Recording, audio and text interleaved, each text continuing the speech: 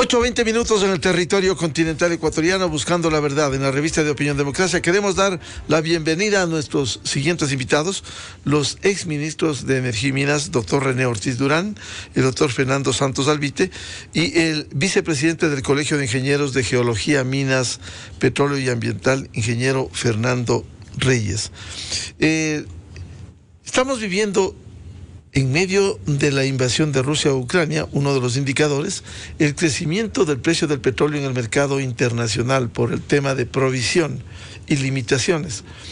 Esto ha incidido también en países como el Ecuador, en donde importamos derivados del petróleo. Y si bien hay gasolinas como la Super, que cuesta hoy 4,66 centavos de dólar, hay otros, el contraste, que hay subsidio para la gasolina extra, la gasolina Ecopaís y el diésel, que dan cuenta de estos subsidios que están aumentando en el Ecuador. Por un lado, crece el ingreso por el precio del petróleo alto en el mercado internacional, el referente WTI, que es para el Ecuador, y por otro, también crecen las importaciones de estos derivados por la situación del mercado internacional. Doctor René Ortiz, ¿cómo entender? Leíamos algunos análisis ayer, hoy precisamente trae Diario El Universo, que ponía una pregunta: ¿por qué la gasolina Super pudiera costar más en Ecuador que en Estados Unidos cuando el precio del crudo WTI registra hoy una ligera baja? Doctor Ortiz, buen día. Por favor, el audio, René.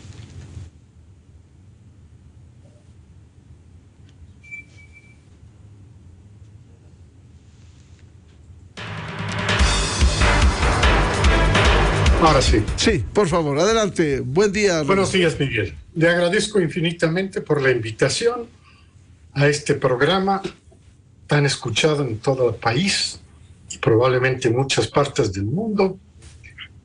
Agradezco la oportunidad de compartir ideas sobre este tema tan importante de los precios del petróleo y precios de las gasolinas y diésel, etcétera, con tan distinguidos amigos, el doctor Fernando Santos y el ingeniero Fernando Reyes, para quienes envío mi saludo. Yo creo que es injustificado en este momento, en mi opinión, que el gobierno nacional no haya podido arreglar el tema de las gasolinas, los combustibles que entran al mercado libres y que pueden tener un precio de surtidor libre. Y en efecto, aun cuando haya en este momento para el mes de abril-mayo, de 12 a 12, del 12 de abril al 12 de mayo, haya un precio sugerido por el monopolio, por Petroecuador. Sin embargo, pues, usted señalaba 4.66, hay una gasolinera que está en 4.70, yo he llenado el tanque con 4.70. Entonces, es libre, es libre. Es decir, estamos viendo que esa gasolina, que podría ser ya de una calidad diferente, porque a un precio de esta naturaleza de 4.60, 4.50, quiere decir que debe tener una buena calidad, no la tiene.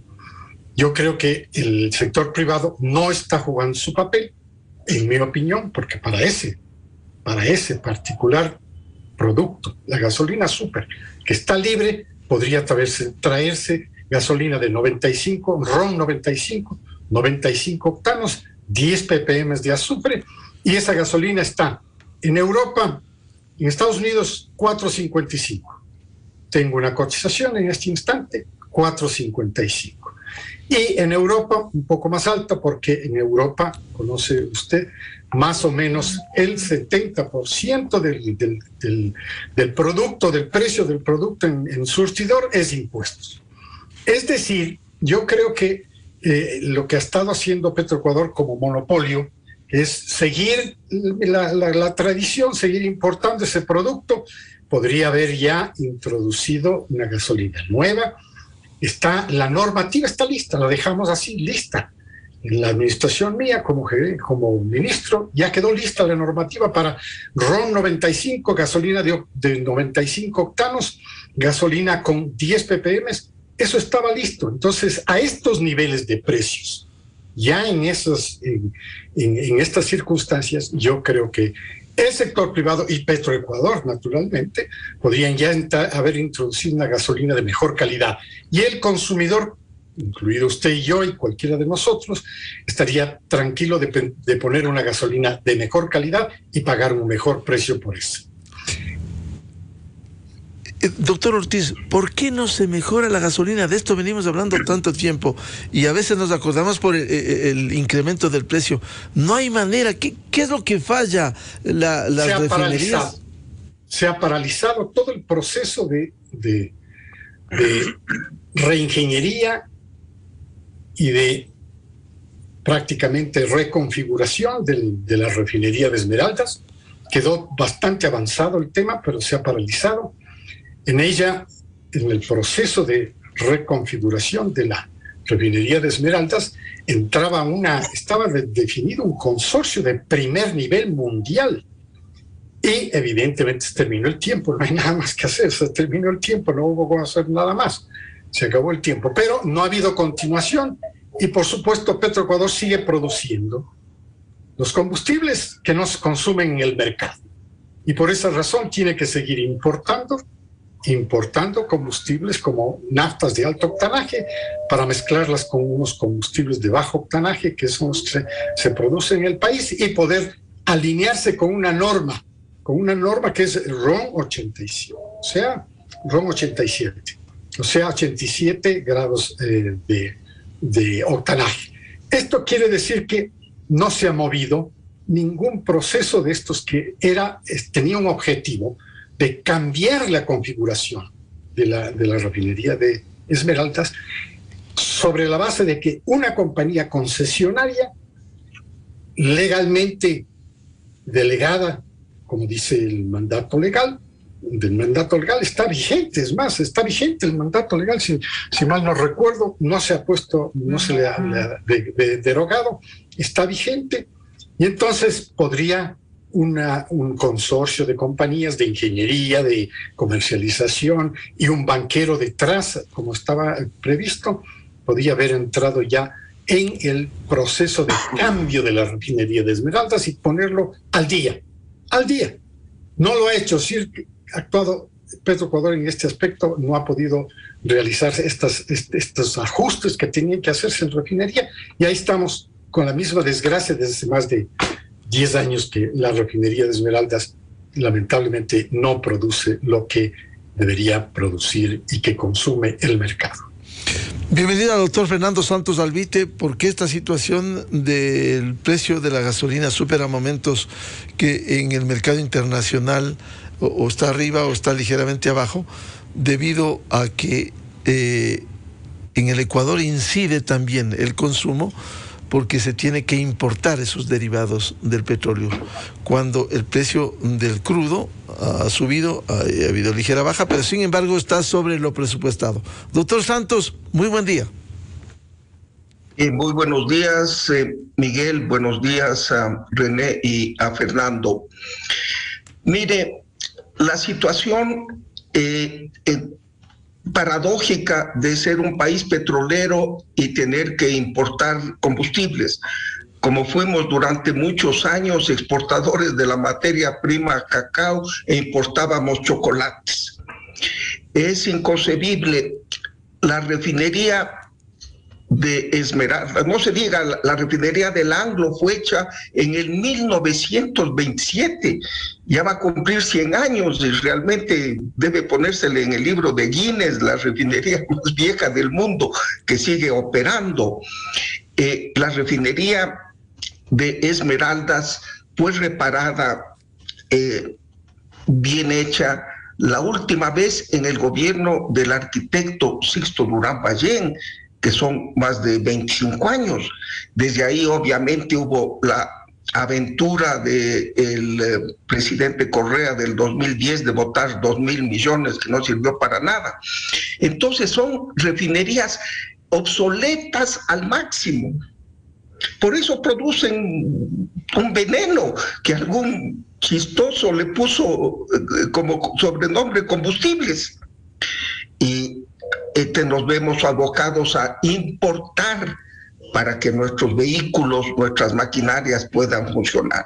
El 70% de los combustibles que utilizamos tenemos que importarlos y por lo tanto seguir al precio internacional, porque nos venden afuera al precio en que está. Sin embargo, sobre la gasolina super, me parece que hay una exageración. Es un precio libre, está muy bien, así debería ser quizás de todos los combustibles, pero libre solo está el de la gasolina super. Tengo aquí una cotización del día de ayer en Texas, que en Houston, en una gasolinera, que la gasolina de 93 octanos, la nuestra es de apenas 92 octanos, está en $4.49, es decir, en los Estados Unidos más barata que aquí. ¿Por qué? Porque la importación le hace Petroecuador. Al precio que se compra la materia prima hay que sumarle los costos de transporte y seguro, ponerla en el Ecuador e introducirla en el sistema de poliductos y almacenamiento de Petroecuador. Ahí le cargan como si fuera un cargamento de oro, ¿no? Le ponen todo el precio que quieren. Y también los distribuidores, como la ganancia que tienen en otro tipo de combustibles, la extra y el diésel, está congelado y aquí es libre, sí se sube lo máximo que puede. O sea, podría quizás continuarse con la idea que dijo René. ¿Por qué el Estado tiene que meterse en traer gasolina super? Que la traiga el sector privado y que compitan entre ellos. Y va a ver que sale mucho más barata y le ahorra al Estado unos 200 millones de dólares al año que tiene que sacar del bolsillo de los impuestos para importar esa gasolina. Y ahí sí hubiese verdadera competencia. Lo único que fija un precio justo es la competencia. Y aquí Petroecuador es un monopolio. Entonces, yo creo que ya llegó a su límite máximo, ¿verdad? Ya la inflación en los Estados Unidos, ayer salieron las cifras, es del 8.5% anual, la más alta en 40 años. El presidente Biden ha caído su popularidad y obviamente hay unas elecciones a fin de año para el Congreso americano que el Partido Demócrata no quiere perder. Entonces va a hacer todo lo posible para bajar el precio de los combustibles. Creo que van a bajar paulatinamente. La guerra en Ucrania tiene que llegar a algún momento a un fin. Pero la lección que nos tiene que dejar esto es que el monopolio estatal ya es una cosa del pasado. Dejemos la gasolina super, que está libre en su precio, a que le traiga la empresa privada. Y va a ver que baja su precio por arte de magia cuando haya competencia. Mientras no haya competencia, ¿vamos a seguir con este crecimiento al menos de esta gasolina que no es subsidiada? Yo diría que ya no, Miguel. Yo creo que ya llegó a su cúspide el precio del petróleo, que es el que más influye en el precio final de los combustibles. Yo creo que ya hemos visto la cúspide. De aquí comenzará a bajar, pero aún así se mantendrá alto, ¿verdad? Por sobre los $4, $3.90. No creo que suba más, pero si aprovechamos esta oportunidad para permitir que las fuerzas del mercado libremente compitan, va a ver que los precios van a bajar sensiblemente. Si sigue en manos de Petroecuador, no será este juego de libre oferta y demanda y de precios justos tan rápido. Quizás no suceda porque el monopolio puede hacer lo que quiera. En cambio, en una economía de libre competencia, si tú te excedes y tu rival aprovecha, pierdes el mercado. Y mientras tanto seguiremos importando porque no tenemos la posibilidad. Citaba Fernando Santos el tema del chocolate, pero en el caso del petróleo debemos seguir importando porque no, pese a esas enormes inversiones o en Esmeraldas, o esa inversión de más de 1.200 millones en una refinería inexistente como la del Pacífico, tendremos que seguir en esto.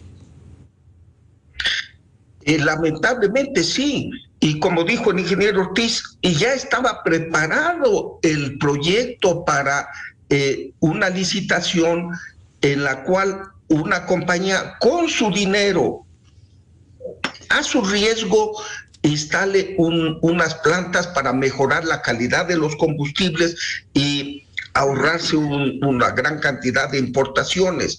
Se formó un consorcio de primera, encabezado por la compañía Hyundai.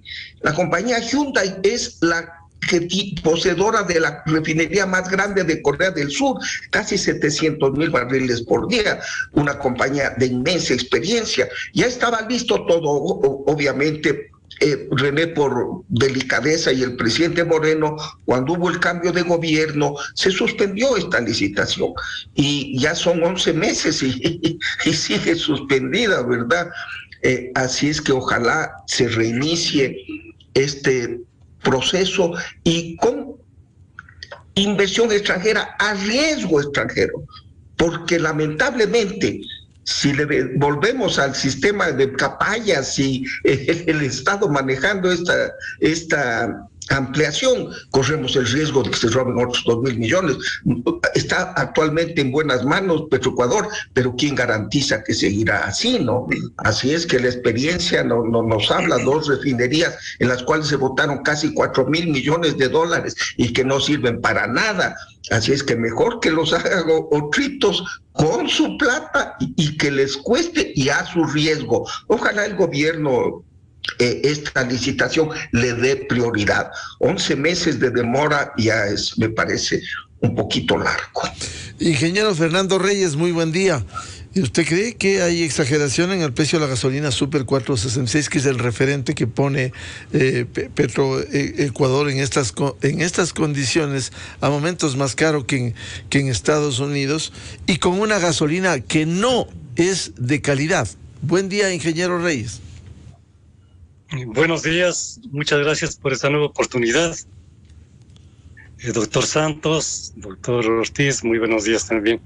Bueno, respondiendo a su pregunta, yo quisiera arrancar mi intervención indicando de que siempre se está aumentando el asunto de que las inversiones son a riesgo del inversionista y que simplemente ellos, si su negocio no funciona, perderán el dinero que se supone van a invertir, pero estamos frente a un mercado cautivo de millones de consumidores de combustibles que ya está asentado, está organizado y que requeriría de que se hagan ciertos cambios puntuales, más de orden técnico, diría yo, antes que de orden legal, de tal manera de que este mercado pueda seguir funcionando de la mejor manera. Ahora, quiero recalcar la diferencia entre la forma como se establece el precio de un combustible, en este caso de la nafta de alto octano en los Estados Unidos, comparándole con la que tenemos aquí. En los Estados Unidos, y supongo que en muchas otras refinerías fuera de ese país también, el costo de la carga de un barril de petróleo se lo establece. Aquí en el Ecuador no, la entrega es a cero costo. Los costos que acá tenemos son tanto la importación de la nafta de alto octano como la nafta que se refina acá de mala calidad. Pero en este caso también quiero indicar de que estamos trabajando en plantas refinadoras que ya tienen un alto nivel de amortización. Y des en cuenta que, por ejemplo, de la estadística de Petroecuador de los meses de enero, febrero, se establece de que los gastos de refinación llegaron a $18 millones, un poco más. y lo que se cargaron 9 millones de barriles, que supone que eso significó de que cada carga del precio de carga del barril fue de $0.3 por barril. Además, digamos, se tiene diferencias en lo que significa la comercialización acá también, ya con el tema de generar mejores condiciones para los inversionistas, pues ellos están en capacidad de definir el costo final de la gasolina super. Y también se tiene el tema de impuestos. En esto se puede evidenciar de que en el Ecuador creo que estamos ya superando los impuestos. No sé si seguramente si hay el IVA en Estados Unidos, pero tiene que haber impuesto a la renta y otros. Entonces, todo eso genera condiciones para que en esta ocasión el precio de venta de un galón de la super esté más alto que el de la gasolina premium. Lo que a mí me parece es de que falta de que el gobierno se sincere la metodología de cálculo para establecer el precio de venta, en este caso de la super, porque hay sombras respecto a las amortizaciones que van teniendo en este caso la planta de Esmeraldas, y que genera dudas sobre cómo se está llegando al precio de 4,68. Está bien que se recuperen los costos de importación que obviamente salen de la renta petrolera anual que va teniendo el Estado, en donde juega un papel muy importante, posiblemente un papel más importante que el petróleo en este momento en términos económicos. Todo el tema vinculado a la venta de los combustibles y particularmente, como estamos hablando de este caso, de la gasolina super. Entonces ahí podríamos sincerar para que sea un precio justo para el consumidor y que también genere las ganancias justas tanto para quienes están vinculados al sector público, como es la empresa pública, y para quienes están comercializando los combustibles. Ingeniero Reyes, ¿y cuál sería ese precio justo? Ese es el que tenemos que llegar a determinar, porque yo no puedo en este momento decir que puede ser 3,78, por ejemplo, sino que tiene que ser el resultado de toda la información que seguramente el doctor Ortiz y el doctor Santos tienen una información más detallada que yo, tal vez no la tengan porque han estado recientemente en la administración pública.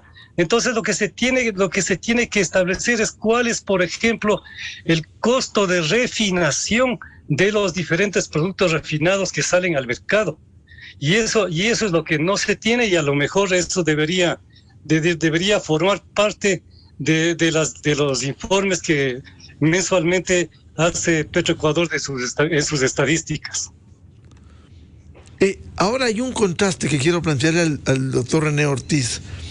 Mientras hay mayores ingresos por el precio del petróleo, también hay mayores erogaciones, mayores gastos por el pago de los subsidios, y eso está ocurriendo con aquello que está congelado los precios, el diésel premium, el diésel 2, la propia gasolina extra, la gasolina Ecopaís. Son de las cifras que da Petroecuador, son cifras altas que hay que cancelar porque el precio aquí en el Ecuador está congelado. ¿Cómo afrontar esto, doctor Ortiz? Afortunadamente, los precios del crudo a los que está vendiendo Ecuador, con motivo de esta crecida, esta alza gigantesca que se ha producido en el mercado, le queda un saldo positivo. El presupuesto estuvo calculado a un nivel infinitamente menor, casi $59 por barril, era un precio referencial, y en cambio se están haciendo ventas ya directas. Algún momento sobre los $100, no sé si hay esa referencia. Esa publicación tiene que venir del Banco Central y en general un poco más bajo de los $100. Pero le está dejando un rédito por encima del 40%. Esto es importante. Ahora, a la vez hay que pagar el aumento que significa la compra de los combustibles de alto octanaje para las gasolinas y el diésel automotriz. Esto quiere decir que le va a dejar un saldo positivo y dice la noticia, lo que se puede leer en los medios, que sí, ha quedado algo positivo. Hay algo, dice, más o menos unos $600 millones podría ser el neto que se ha ido generando, ¿no? Pero hay que recordar que lo que ha aumentado es el subsidio. El subsidio de las gasolinas extra y la aditivada con etanol anhidro y del diésel automotriz. Este subsidio, evidentemente, tienen que estar agradecidos y tenemos que estar agradecidos los consumidores, principalmente los transportistas, porque se ha quedado en 1.90 el diésel y en 2.55 la gasolina extra. Muy barata, evidentemente, ahí se congeló, ahí está suspendido, no es una congelación, perdón, es una suspensión, el decreto quedó suspendiendo el ajuste mensual que se venía realizando y el ajuste mensual dejó muy importantes resultados positivos. En el año 2020 se ahorraron más de $1.024 millones. Y en el año 2021 deben haberse ahorrado, todavía no hay la estadística, más de $1.000 millones. Esto es importante porque quiere decir que se va sincerando la economía con el manejo de los mercados, porque en general, si el Ecuador es un importador de combustibles, tiene que estar alineado con el comportamiento del mercado. Entonces se va sincerando, pero se suspendió la vigencia de ese decreto 1054, que es el que permitía el ajuste mensual. Los netos, estos tienen que publicarlos. Yo creo que ya es oportuno que tanto Petroecuador como el Ministerio de Energía y el Banco Central concilien las cifras y puedan hacer una publicación tan diaria como la que nosotros recibimos del mercado internacional. Si Fernando y yo y Fernando Reyes estamos opinando sobre precios, es porque la información existe. Entonces, la cotización del día de hoy está en 102, la cotización del WTI. Pero hace 3 días la cotización estuvo en menos de 98.70, ¿no? Menos de $100. Ahora, quiero hacer una aclaración. Esto es cotización, no es venta, no es transacción. La transacción se realiza por embarque. En el momento en que se produce el embarque, se aplica la fórmula que tiene Petroecuador de la venta del petróleo. 2 días antes, 2 días después, el de la mitad, 1 día antes, 1 día después, y el promedio, el de la mitad. Ese es el precio que se registra en el Banco Central como precio de venta del crudo ecuatoriano. Ese es real. El resto que nosotros tenemos, la cotización del Brent, la cotización del WTI y hay otras cotizaciones en Oriente, como el Dubái, en fin, esas son simplemente cotizaciones, son referencias que le dan a todos los actores que están en el mercado. Sin embargo, yo digo, en este momento nosotros tenemos un saldo positivo y el presidente de la República, lo he escuchado yo, ha anunciado que todos los excedentes que se den por motivo, cuando salgan los netos, los saldos netos, todos esos excedentes serán dedicados a la educación y a la sanidad pública. Y esto me parece muy bien, porque hay que invertir precisamente el rol del Estado. En mi opinión está muy bien el hecho de que se dedique el tema a la educación, el tema de los presupuestos de los gobiernos, se lo dedique a educación, se lo dedique a sanidad, se lo dedique a seguridad ciudadana, que son los 3 temas más importantes para poder apoyar la reactivación que tiene que darse en el sector privado. Y se está dando.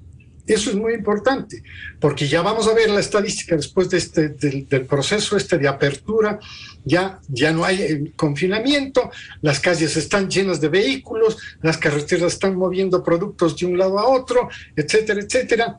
Quiere decir que estamos reactivando la economía. ¿Cuál? Pues la privada, mi querido Miguel. No se está el gobierno no tiene ninguna economía. La privada es la que genera verdaderamente el crecimiento de la nación. Y entonces estamos viendo eso y lo vamos a certificar posteriormente cuando tengamos las cifras, que las instituciones llamadas a publicar estos nos las hagan conocer.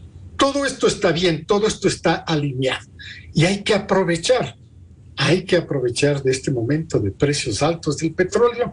Como decía Fernando, en algún momento se va a acabar la invasión, se va a llegar a un alto el fuego. Ahí vamos a ver revertidos los roles y vamos a ver cómo empiezan a bajar los precios. Sí van a bajar y van a bajar muy significativamente. Entonces, prepararse para eso. Dice, la producción de petróleo tiene que subir. Y bueno, pasado 11 meses y no ha subido la producción, ¿no? Hay anuncios muy importantes por parte del gerente de Petroecuador.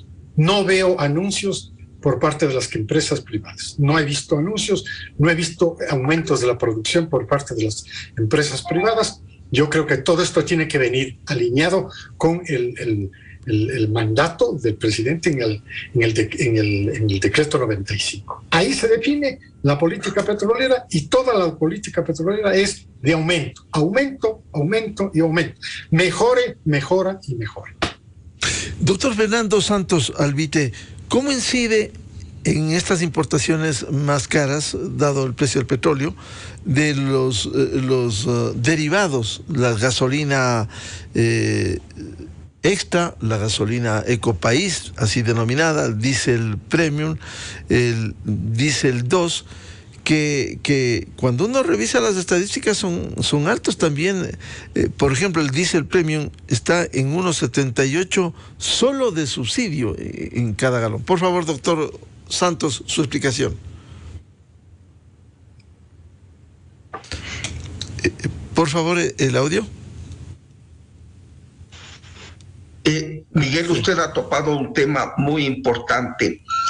El 80% del diésel que se consume en el país es importado.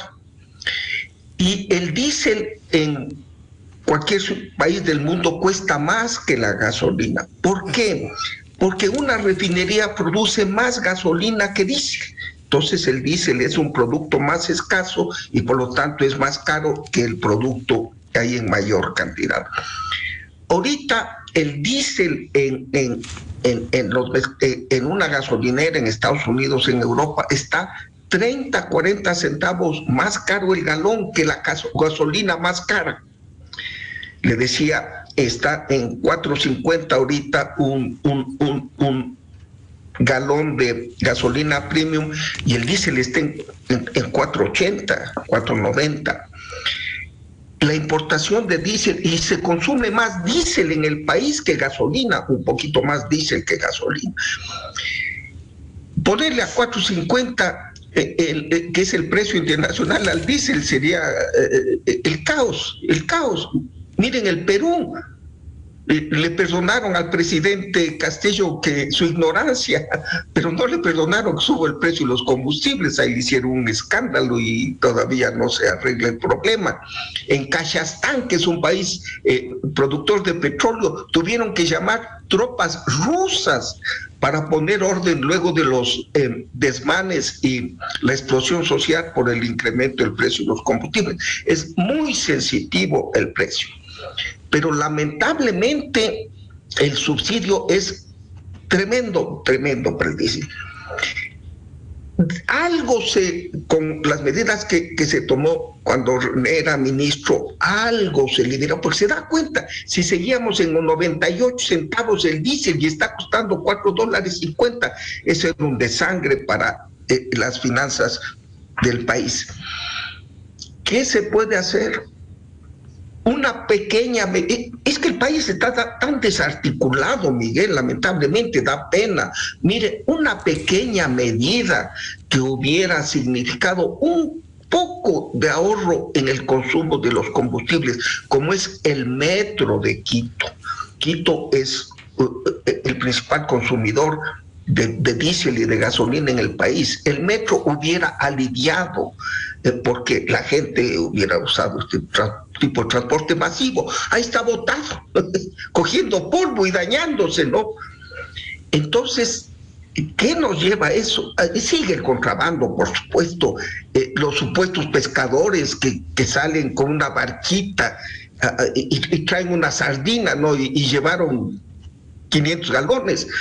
Así es que es falta una política energética, les soy sincero, y eso sí se necesita todos los actores, la academia, el Colegio de Ingenieros, que Fernando lo representa también,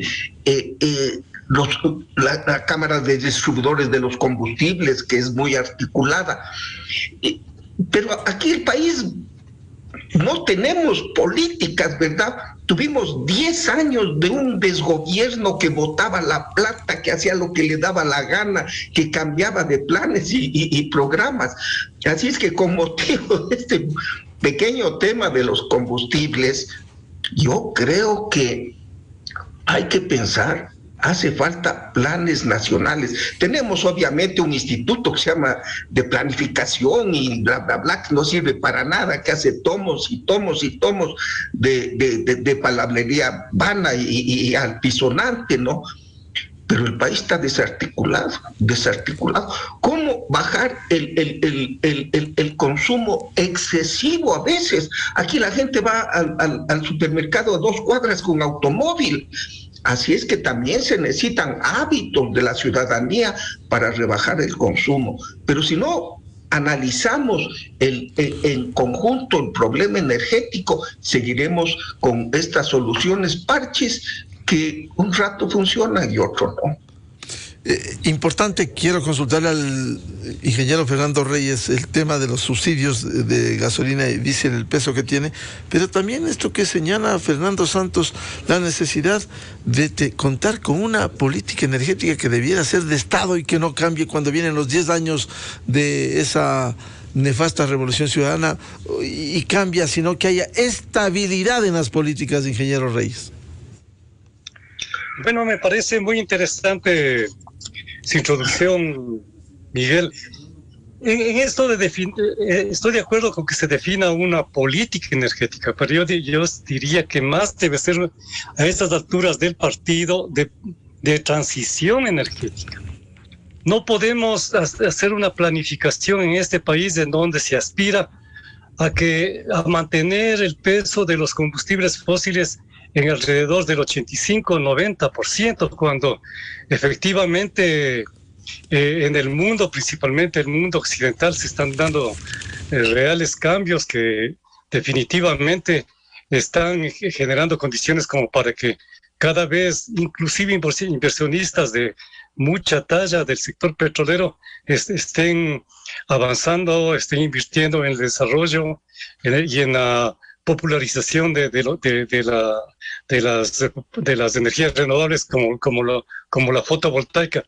En este sentido, sí jugaría un papel importante eso que se reduzca el subsidio, que también se le podría llamar esa diferencia entre lo que se compra y lo que se vende localmente, pero no quiero entrar en ese tipo de discusión, porque si se encarece paulatinamente los combustibles que respondan a condiciones reales de mercado, entonces esto puede significar que paralelamente tiene que plantearse una política y una gestión de apoyo a la generación de energías renovables y, por ejemplo, en el tema de energía solar, debe dejarse de lado el hecho de que sea el Estado el que esté vinculado a la contratación de este tipo de energía y que se generen pequeñas y medianas industrias a lo largo y ancho del país, de tal forma de que me pongo a soñar de que en los barrios,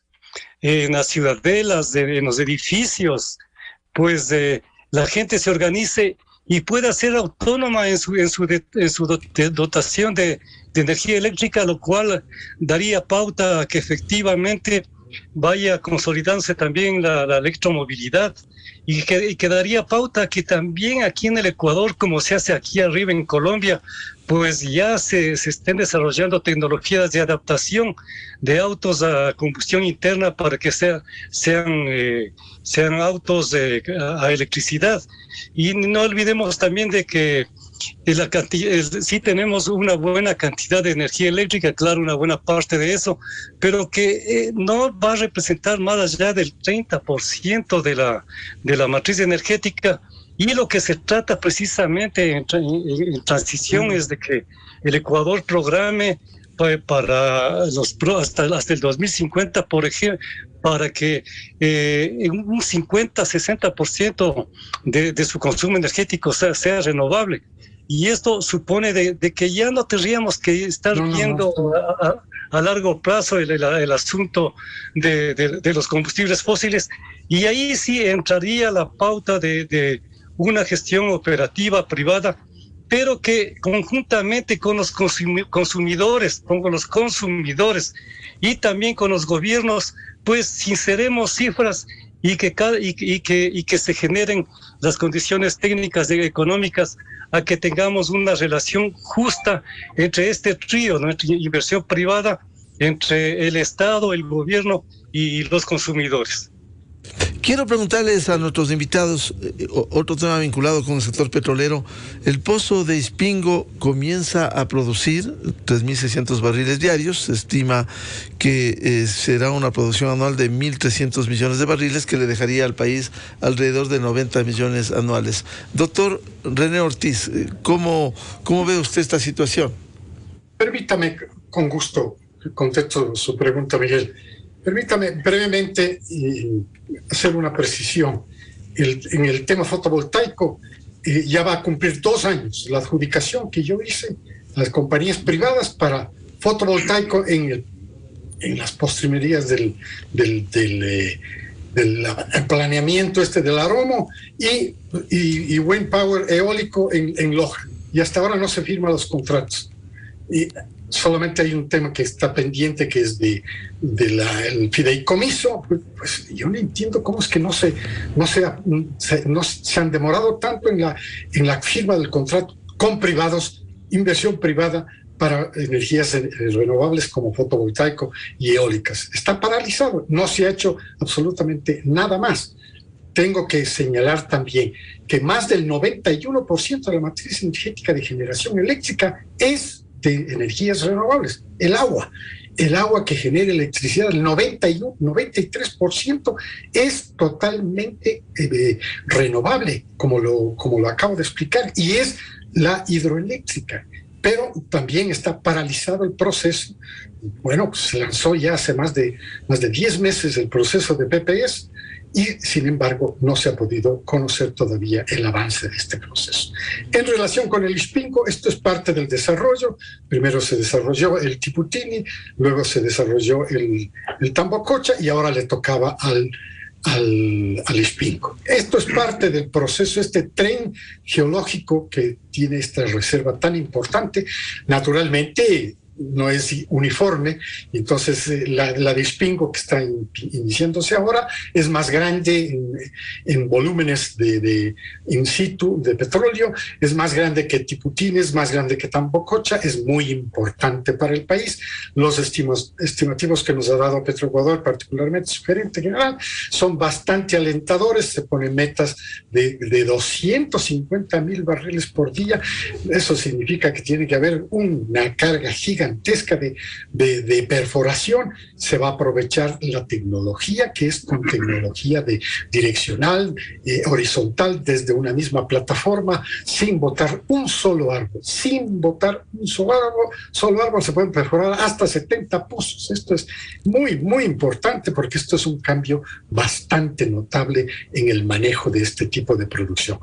Ya se ha terminado un pozo, ¿no? Creo que están contratados como $205 millones en perforación. Creo que son más de 40 pozos o algo por el estilo. Bueno, esto ya está contratado. Vamos a ir viendo el desarrollo. Quiero señalar, eso sí, que detrás de todo este desarrollo se va a aplicar exactamente los mismos, con las experiencias de Tiputini en relación con el cuidado ambiental.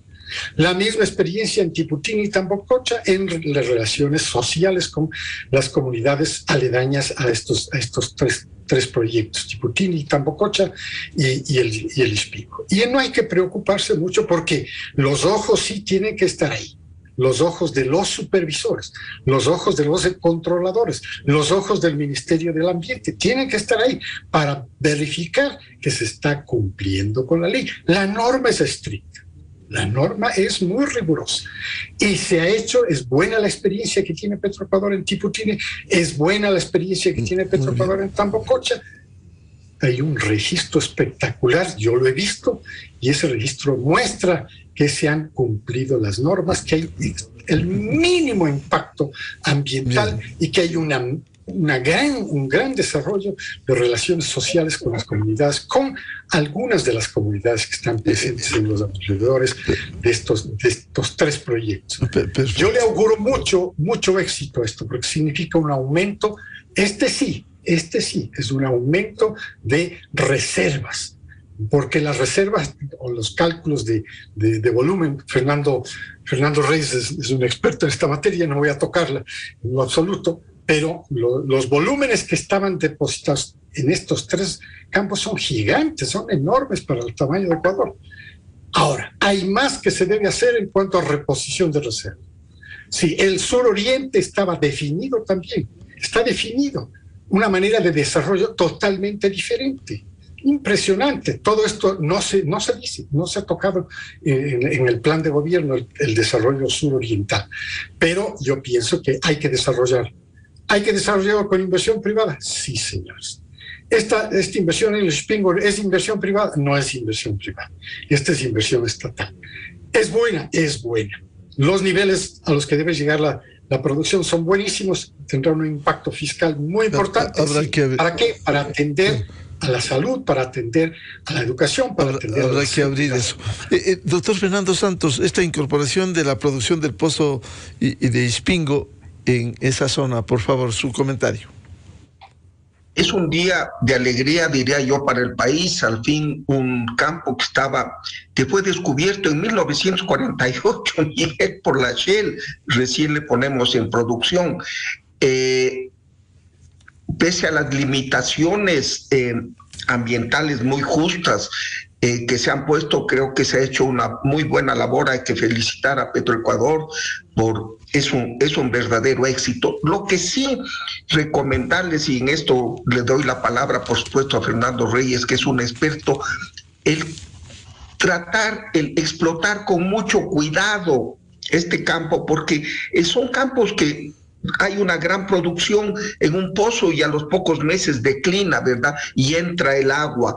El Tambococha y el Tiputini llegó a producir casi 100,000 barriles por día y está apenas en 50,000, y el agua es 500,000 barriles por día de agua, ¿no?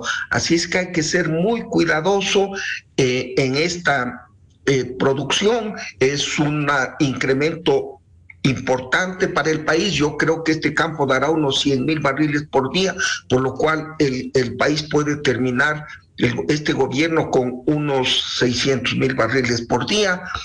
Es importante, pero hay que tener mucho cuidado ambiental y en el manejo del agua en este campo tan delicado. Pero bajo todo punto de vista hay que felicitar que se ha llegado con éxito a producir el primer pozo del Ispingo.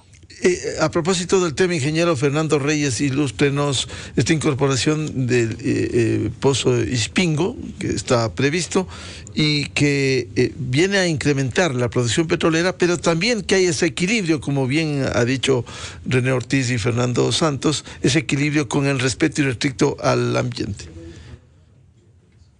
Voy a tratar de ser lo más simple posible. A condiciones del yacimiento a 2 kilómetros de profundidad, cuando se abre un pozo se genera una diferencia de presión, como cuánto. Eso podría ser un símil entre la presión que se tiene en una llave de agua con la presión atmosférica. Entonces eso permite que fluya el agua. En este caso de un yacimiento tenemos 2 fluidos, petróleo y agua, que entran en competencia para ver quién llega primero a los pozos. El agua es más densa, su composición molecular es muy simple, H2O, mientras que en este caso el petróleo pesado es muy complejo, y eso significa de que tenga mayor viscosidad y por lo tanto el agua se mueve mucho más fácilmente en relación con el petróleo, de tal manera que este momento en los campos Tiputini y Tambococha tenemos que de cada 100 barriles que están llegando desde el yacimiento a cada uno de los pozos, apenas 8 son de petróleo y 92 son de agua.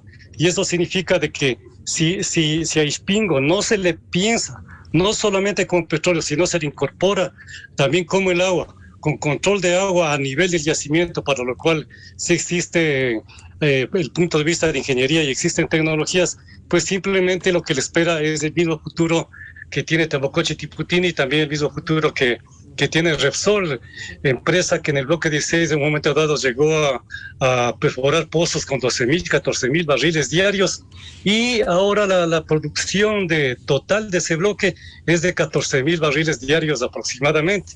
Entonces, este tipo de yacimientos de crudos pesados sí son marcadamente diferentes con los yacimientos de petróleo liviano, como son los de Sacha y Shushbindi, en donde en 45 años, 50 años, apenas de cada 100 barriles estamos como en 75 de agua y 25 de petróleo. Ahora, también quiero remarcar el hecho de que el asunto de la cuestión de la gestión ambiental tiene 3 décadas. Por lo menos son 4 décadas que ya se tiene, en donde yo tuve la oportunidad con la empresa Maxus en el bloque 16 de estar en tareas de campo, en términos de ir avanzando en todos aquellos elementos que han permitido. Ya hemos acumulado experiencia para eso, ¿no? Sí, ya hemos suficiente experiencia para demostrar al mundo de que efectivamente sí garantizamos de que el ambiente no se va a afectar enormemente con el desarrollo de lo de Chipingo. Muchas gracias por aportar a este debate sobre la situación petrolera, gasolinas, explotación en la región amazónica, al doctor René Ortiz, al doctor Fernando Santos, exministro, y al ingeniero Fernando Reyes, vicepresidente del Colegio de Ingenieros Geólogos, Minas, Petróleo y Ambiente. Muchas gracias, muy amables, muy buen día. Muy buen día, gracias, Manuel. Buenos días. Muchas gracias. Buscando la verdad en la revista de Opinión Democracia, con esto cerramos la jornada de este Jueves Santo. Les recomendamos, y ya viene el show de la papaya en Exa FM. También quisiera aprovechar para recomendarles, dado que este Viernes Santo es feriado, este sábado en el programa Controversia, 8 de la mañana, a través de Exa FM, Democracia M, Democracia TV, vamos a presentar un análisis de cómo evoluciona esta invasión de Rusia a Ucrania, sus impactos, la situación geopolítica y su incidencia en América Latina con los cambios de gobierno, esta inestabilidad política que vivimos en la región. Invitados la doctora Grace Jaramillo, profesora de la Universidad British Columbia y miembro académico del grupo G20 sobre China y Occidente. Ella reside en Canadá y está en el Ecuador. Y los analistas y politólogos académicos Daniel Granda y el periodista Jorge Ortiz García. De mi parte, muchas gracias por dispensarnos con su amable sintonía. Volveremos el próximo lunes. Les deseamos un feliz feriado de Semana Santa. Muy buen día, felicidades a todos. Miguel Rivadeneira en la revista de Opinión Democracia. Inicio de espacio promocional y publicitario.